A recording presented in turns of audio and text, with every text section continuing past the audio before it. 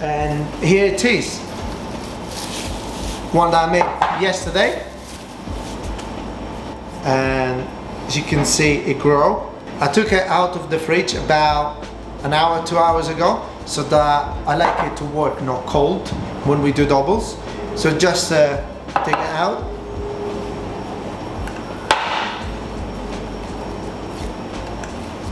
As you can see, it's still a little bit sticky, but not much. I have like one of this little tray, 6 doubles in it, scale and cut up. Yeah, so I usually do doubles about 280 grams because I like it. If you're happy to do 250, you can do 250. But for this pizza and for what we're doing today, I would go higher. I would stay around 280, 290. As you can see, the dough is nice and still so much strength, you see? Didn't lose any strength. Yeah? Because you ferment it in the fridge. So that fermentation in the fridge, it makes it slower so that it nicely ferment. If we carry on with time, if we go longer, then it might start to lose it. Yeah? So I cut in my bowl. We cut the doubles. And it slightly close it. This is the way I close the doubles. There is other way to close it. So you can go like that and do folding if you don't have experience. Yeah. And then slowly use a spatula.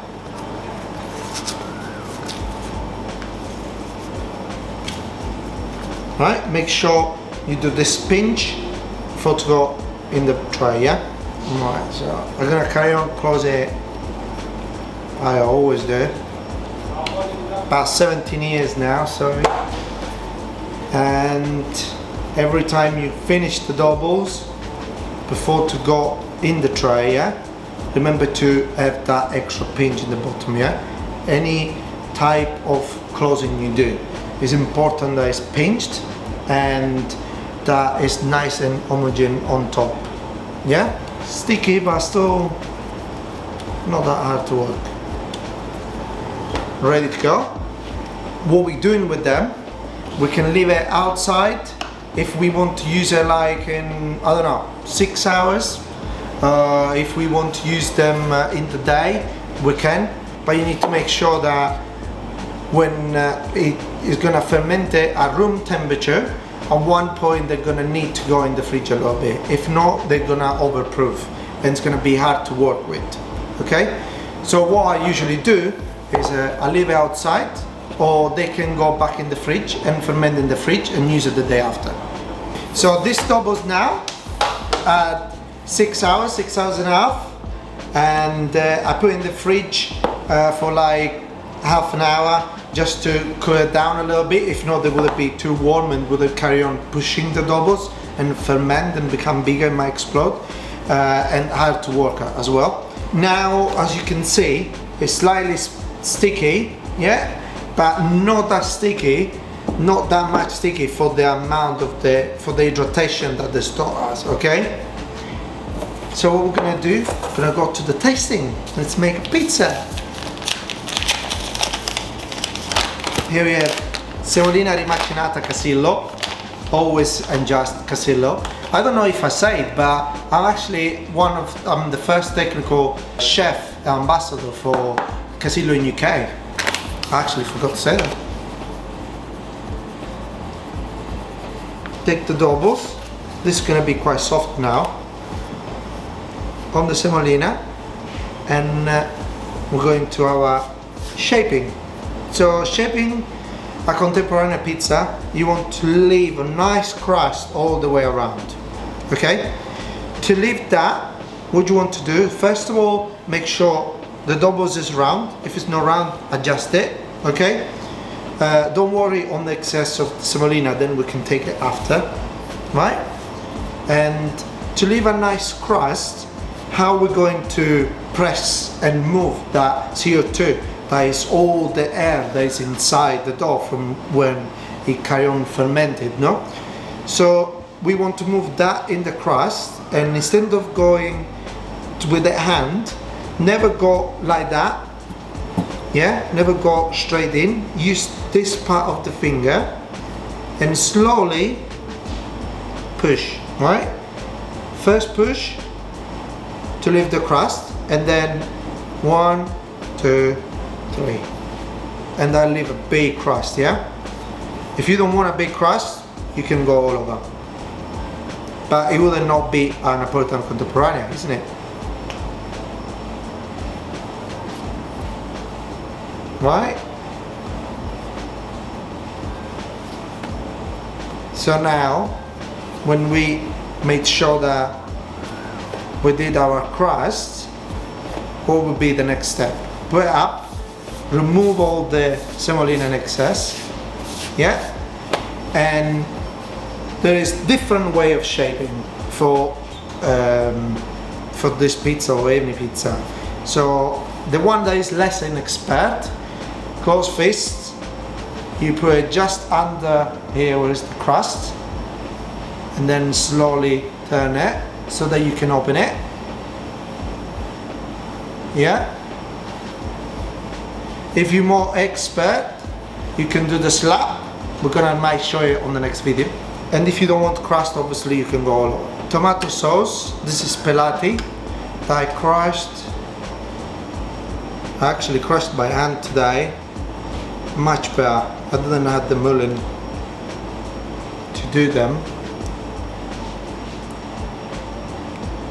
Some Marzano Rega, one of the best ones that you can get. A pinch of Parmesan. Basil, remember to break the basil, so more smell and taste from the release of the oil of the breakage in the cooking process. And then last but not least, the Fior di Latte Mozzarella from Latteria Sorrentina. Right? All this product, of course, you can find it on Savo 1968 website. And we go in the oven. So I'm gonna put the pizza like we do in Naples. So you stretch a little bit and you go on top and you slightly open it. But obviously if you have a gosney, if you have not much experience, then you can do that. Let's say you can get the pill, just give a little pinch and it goes slightly in, yeah? And then adjust it. When you adjust it, to make sure you don't kill that crust, always give a pinch on the outside, never on the inside like that. If not, you're gonna kill the crust. And in the same time, when we move it, we do this thing that is called forbice. So why it's called forbice? Because we get 3 fingers down, and this finger goes in without pinching the crust, and then we open it. That's the movement. It might take a little bit to get that skill going, but I'm sure you can do it. Now we're gonna take it to the oven, cooking. Follow me.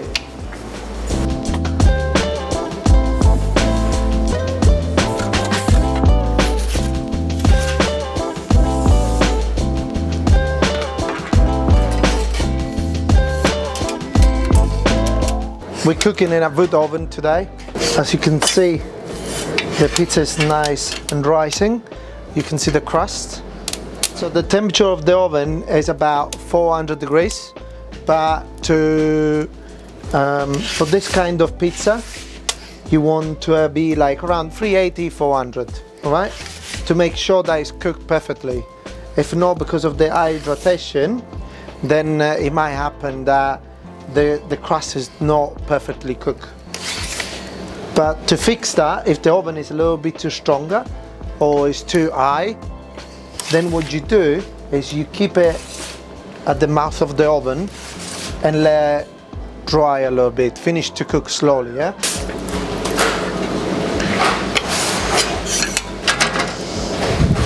Right, if you come closer, show you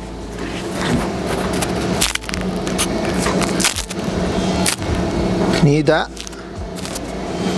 Soft inside, crunchy on the outside. Perfectly structured. Yeah, let's go how it looks like in. So we use scissor to make sure that we don't kill the good structure and all the work that we did to have this crust, yeah?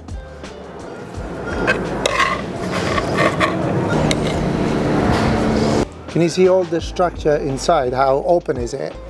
And we're talking about a dough that has been cooked on a 400 degrees for fermented 24 hours in mass and then 6 hours in doughs, yeah? But last but most important bit is the test, isn't it?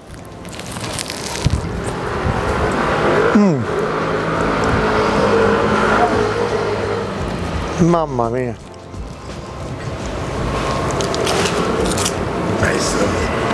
The smell of the wet German here and how light is this is incredible.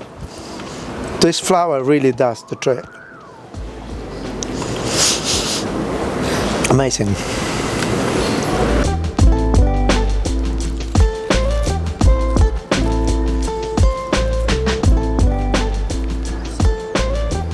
So guys, from Salvo 1968 today is all. Thank you for being with us. To watch the video, don't forget to like and subscribe, yeah? Thank you. Ciao.